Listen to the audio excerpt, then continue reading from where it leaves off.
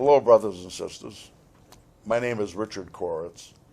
I'm proud to be co-host of You Gotta Laugh to Keep From Crying with my old friend, my good brother, my union brother, O.W. Sweeney. And together we can bring in the fact that our sponsor is North Carolina. You mean the North Carolina Triad Jobs with Justice. We can reach us at 336-272-2758. And we're very pleased to welcome back and honored an old friend. Wait a minute, who's opening this show? You are. Thank you. Good clarification. And we're very pleased to welcome back an old friend of our show, Andrew Broad, otherwise known as Dr. Andrew Broad, who is an economic consultant, and he's somebody who's been widely respected in this Greensboro area for the last few decades at least, and he was the former director of the Center for Business and Economic Research in the Bryan School of Business and Economics at UNC Greensboro. That's correct. Andrew, welcome back. Good to brother. be here. Welcome back, brother. Gentlemen, Welcome back. nice to see you. And you're already wearing the button that signifies that you're an old guest of ours. That's right. And Workers so, deserve respect. yes, and that's the fundamental line of this program. No, that is the highest line.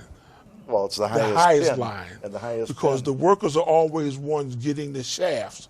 And we have to understand that they got to stand up and demand respect. And I'm going to try to go one step further and say that the workers are the people who create the wealth of the world, and the workers need to be the ones who determine how it's used and how it's dispersed, and that is economics. So with that, we see we're very happy and lucky and all those other good things to have, I'm going to call him Andrew, Brother Andrew, with us today to discuss tariffs, cryptocurrency, the so-called big beautiful bill, according to Donald Trump, but his ex-best buddy, Elon Musk, calls it a real abomination. And so we're going to examine a number of these questions. And welcome back, brother. Good to be See here. you. Good to see you. And go Why ahead. don't you allow him, if he want to make a little opening I'd like statement? to have you shake his hand first. Again? Again? Okay. Happy to do it. Wait a minute. It's nothing personal. Oh, but, okay. Wait a minute. But are you sleeping? Hey. It's good to be here. I have no opening remarks. We can All just right. jump into the topics okay.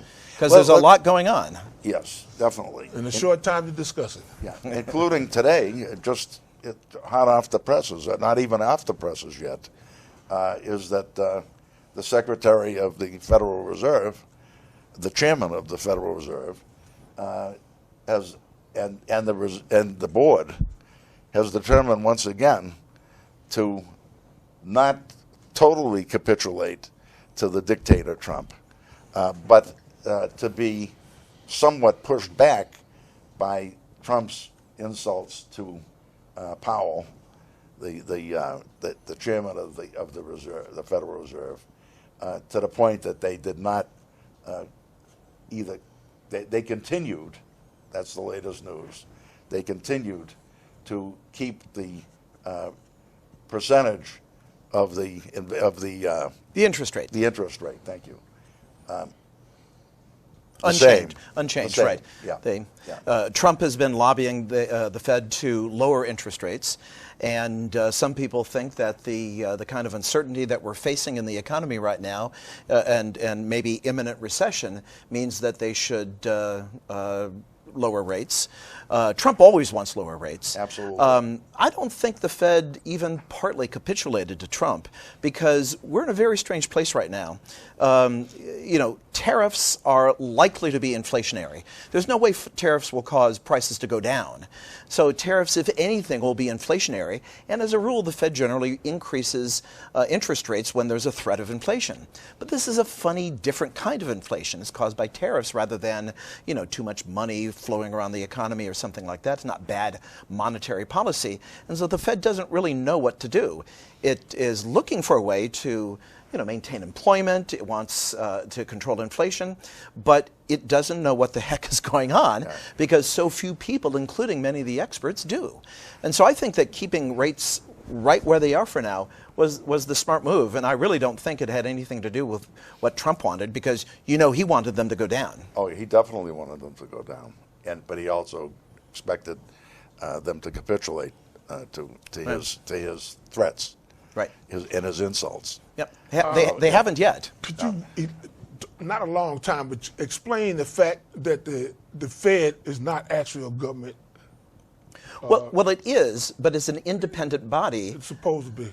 Well, okay, right. I'm not going to claim that it's immune to political pressures, but it was set up in a way that could make it as immune as possible to political pressures. The president, as a rule, doesn't just fire the Fed chair because he wants to. Now, this one may, and we'll see what happens, but there was a recent Supreme Court decision that said, in a sense, the president can fire whoever he wants, but except the Fed chair. And so it's hard to make sense of that from a legal standpoint, I'm told. But from in the near term, from an economic standpoint, it means that the Fed is at least retaining as much of its independence as it can for now. So, but it is a government body. Yeah. It has a special status. Yes. Right. And thanks for clarifying that.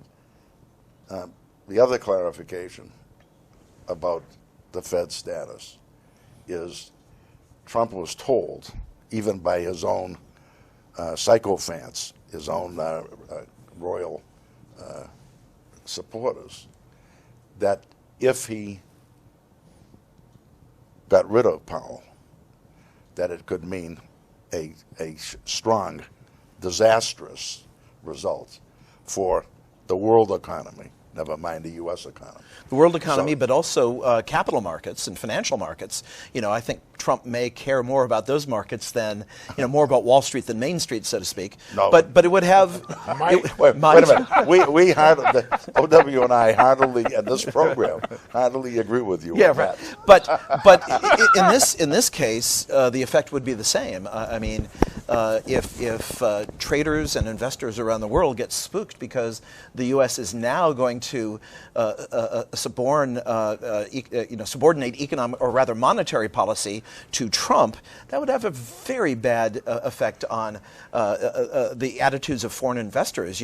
We depend on foreign direct investment for, in our industries. We depend on, to some degree, foreigners to buy up our debt. And things could change dramatically if it appears to the world that the Fed and the making of monetary policy, therefore, is just one more thing that Trump can ride around, manipulate, play with like he's a toddler. Right. And, well, a toddler or a tyrant, or a toddler tyrant. Toddler tyrant, yeah. And so, and it's similar, in my view, to the ability of the corrupt, convicted felon, Trump, in his whimsical determinations on percentage of tariffs on different countries, right? Which on the same country right. can be different on the same day. I mean, he's had that kind of vacillation, and it's had an incredibly discouraging impact on big capital investors in the world who need some kind of level of stability to even figure out what it is that they want to invest in. That's right. I mean, reasonable people could perhaps disagree about whether tariffs should be at 10% or 15%. and left that way for a long time. But no one believes that it makes any sense at all for one person to be able to whipsaw them up and down. With China, obviously one of the biggest exporters to the U.S., we were talking at times about 145% tariffs, and it was 80, and then it was something similar to that. Then it was 20. Even a 20% tariff would be a huge tariff. That's basically a 20% increase in the price of consumer goods imported from China. But even worse than whatever number it's set to is this just capricious manipulation of these numbers by Trump. And I think we have different views for why that is. I think it's because he feels the need to control things. In our conversation before the show, you said you thought it was stock manipulation, and you know what? It sure could be. Who knows? Right. We know that some people have benefited from this. Yeah, like Marjorie Taylor Greene, Exactly, from having early information. But I the think change that was coming. But I think the biggest factor is really psychological. I have now designated myself a psychologist in addition to an economist, and my professional opinion as a amateur psychologist is that Trump likes the feeling of being the one in charge. And so the fact that U.S. law has given him the ability to make these changes in tariffs whenever he determines there to be an emergency situation, he's taken it and run with it. And unlike previous presidents who've done it temporarily, he just keeps doing it. And he loves it. Well, he loves it, but he's also made more money during his first 5 months as the president in his second term than he's probably made in his lifetime. And I mean, when you think about the stock manipulations of all of this tariff change that he's been going through, changes, now, and then his reversal on the question of cryptocurrency from warning the people about how this was an area that's fraught with fraud, corruption, and manipulation, to himself and his family having basically taken control. Well, once he realized that he could make a killing on it at the rest of our expense, he went with it. Yeah. No, I think with tariffs, one last thing to say is that I think there is a sincerity about Trump's love of tariffs. He has misunderstood international economics for decades.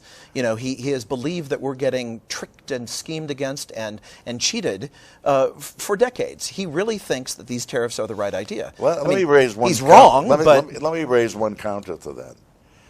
Trump is a graduate of the University of Pennsylvania's Wharton School of Economics. Did he graduate? I believe he did. Yeah, I could Probably. be. Yeah, I'm pretty sure he graduated. But money will bring an awful lot of honors in a capitalist country. Yeah, but so I'm raising it with you because listen, George W. Bush, people would rather go out for a beer with him than with Al Gore. Why?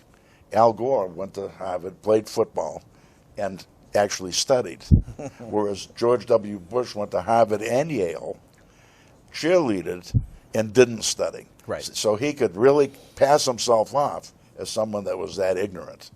And Trump is more in that, even though he's way more than George W. Bush. So I really do question that people who are as greedy as Trump, his ambitions are not political. They are economic. His way of getting personal economics. His personal economics, exactly. He wants. There was a brilliant article at the beginning of Trump's first term by a man who had been a speechwriter for George W. Bush, named David Frum. And Frum, in the feature article, I think it was in the March or the February even, but probably the March issue of the Atlantic magazine. He had become a senior Atlantic writer. And he projected Trump wants to become the dictator. He wants to become a king. And the aim of it was to be, basically the richest person in the world. And Frum made some outstanding points about that. But it's never been about politics. Trump's not somebody who's anywhere about the community. No. In his concerns. It's all about himself and maybe his family dynasty. That's about it. Right, and you mentioned crypto. He Yeah. did do a reversal during his first administration. He was anti-crypto, Right. which is a sensible position to take, given he that was, there's... he was even warning the people about Right. it. Yeah. Given that there's really no there there. You know, cryptocurrency is not a currency. It's a security.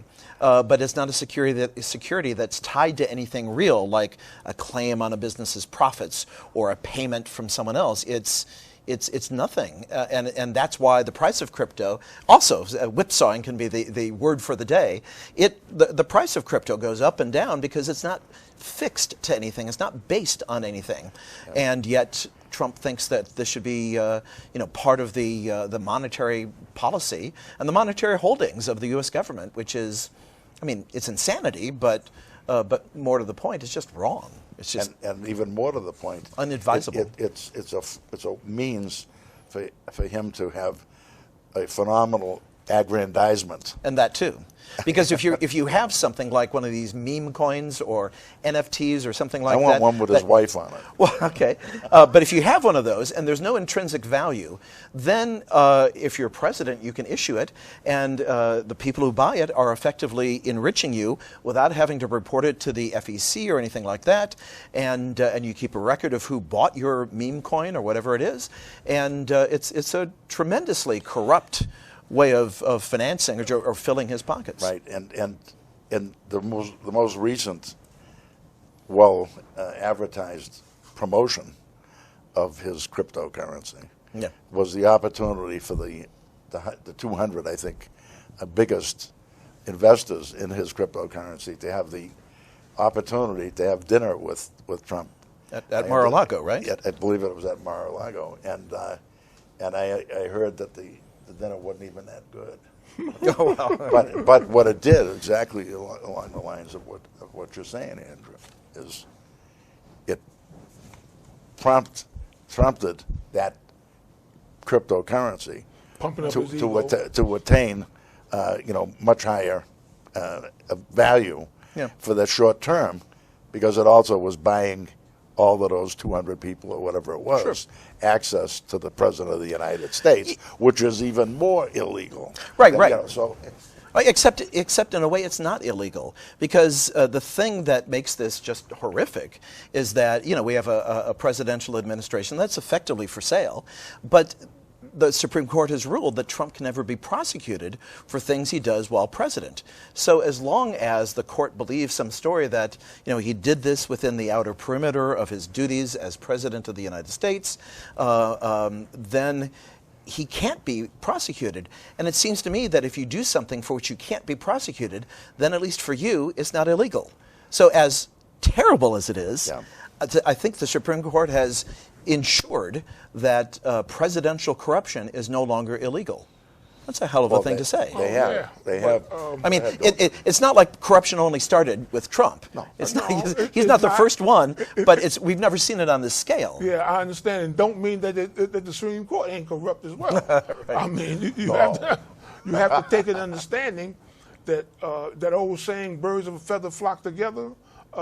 They somehow are getting gains, monetarily or otherwise, for being on the Supreme Court. Sure. To better their position as far as what they consider as status in life, to be among that 1% of the Wall Street clan, where you can do things that nobody else can do. Yeah, absolutely. It's corrupt. But it's out there. Yeah, out there. And my blame, I don't too much blame them politicians as well as I blame them people who go out there and vote for them. Well, right. Because they stand up and point out what they're going to do to better themselves, not to better the people of the United States of America.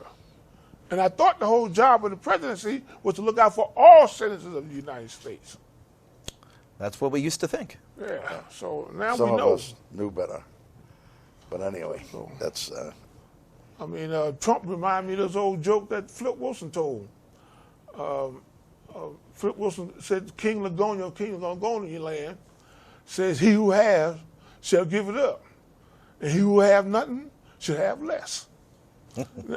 Now I can't see nowhere going with his policies that he's pushing for the poor people to be even poorer than what they are. Well, the so-called Big Beautiful Bill does just that. Yes. You like that segue? Yes, I like that. Go ahead. Go for it, brother. Because the studies of that bill have shown that if this bill is passed in something like its current form, the big budget bill in Congress, it will enrich rich people and relatively impoverish already poor people. So poor and working class families. And their progeny going on generation after No, that's generation. true. That's true. I mean, because one of the things we know about poorer families, it's not just low income, it's low wealth and low levels of generational wealth. That's right. So sure, this is going to increase the well-being, the economic well-being of richer families who are already doing okay, and reduce the economic well-being of poorer families who are already not doing so well. And what was the figure you gave? I mean, there have been different figures bandied about. Just yesterday, I believe, what is it? The budget, the congressional budget Office? committee, which is not pro Right. Republican or pro-Democrat. I mean, it's the Republicans hate the CBO, even though more often than not, for some reason, it seems to be run by a Republican. But it has a culture and a tradition of doing just sort of straight down the middle economic analyses. Right, and the CBO's which latest, the Republicans hate. Yeah, well, but the Congressional Budget Office's latest projection was something like 10 million of our people in this country more would have no health care, and there would be just under $3 trillion in additional debt that we, the people, would owe. That was just, it was just yesterday. It was in today's News and Record. Yeah, but I mean, I'm the type of person who try to think I got a little common sense. And for the life of me, my understanding, the only way the government get money is through taxes. All right? If the only way the government get money through taxes, and yet we got some 30-some-odd billion-dollar debt. Trillion debt, excuse me. Thanks for the correction. I just had to correct myself, too, because it's we got to trillion get used to debt. those kind of... But yet people go out there and this man talking about he's going to give this big, fat tax break. Yeah. To me, that's just like going to your boss and say, well, boss, I owe $400,000 over here. Could you cut my salary? Yeah, see, because it doesn't make any sense to give those people that tax break while you banking on debt. And they supposed to, the Republicans, always cry the blues about the debt when it don't fit their needs. Well, the Republicans are opposed to increasing the debt when the Democrat is president. They're big fans of increasing the debt when a Republican is president. And throughout all this, Republicans have this deep and abiding belief in one principle, which is that if you lower taxes on rich people, the benefits will trickle down and help the rest of us. And there's just one sort of big problem with that, which is that we've never seen it happen. Oh no! Well, see, but they believe it still. My theory is that trickle-down economics work perfectly, because my understanding, when it start trickling, when you get down there, ain't nothing for you. Right. Ain't nothing for you. So therefore, it's working that people go out there and vote to make themselves in a worse position. Well, it's certainly working for the Republican Party's rich donors. Is it working for anyone else? Well, again, there's no evidence that it does. There are a number of Democratic Party donors. Well, it's working for them too. Yeah, right. And for the it works for rich people. Right. Well, right, but some of them are the same. But the difference between the parties is that you can see where Republican policy objectives match what surveys say rich people want, and you can't see that on the Democratic side. I'm not going to burst your both parties are the same bubble here, but there are some differences between the two of them, and the Democratic Party is less likely to cater to the whims of its richest supporters. Not unlikely, but less likely. Yeah. Well, and I want to say this, that what we're seeing now, which is so encouraging, with the No Kings demonstration, is an example of why Wall Street has to have both of those parties, because what the Republicans right now under Excuse me, I want Trump, to correct it. You said the Wall Street have to have both of them. Wall Street own both of those parties. Now go ahead. Thank you, and this is why it's a good thing. so It's supposed to be, but not for me and you. no, exactly, and so the Democrats are really, from my perspective, are really the gatekeepers of the system, and that's why Sanders could not be the candidate. They had to come up with Biden to be the candidate, and whereas in the Republican Party there was enough vulnerability that this one wacko job from New York City could just destroy all of the Republican candidates and become the president, because they also had the Electoral College. Otherwise, we don't want to forget that a woman, Hillary Clinton, who I can't stand, but she nevertheless won 3 million more votes than Trump did in their first election. But anyway, it's as always with you, Andrew. It's a pleasure. We're at time, huh? Yeah, we're at that moment, and so we want to grab. You can grab OW's hand if you don't mind with your other one. With my other one. Okay. Yeah, Okay. and because you know our slogan, the union slogan. Before we get there, I want to say one quick thing. Sure. Trump had his big parade to celebrate the Army 250th anniversary. He said anybody who protests his parade was going to jail. I thought it was the ideal time for the Democrats to go out there and show they would stand with the people, and got arrested for protesting his parade. Right. So with that, I would like to say, in our unity lies our strength. Woo!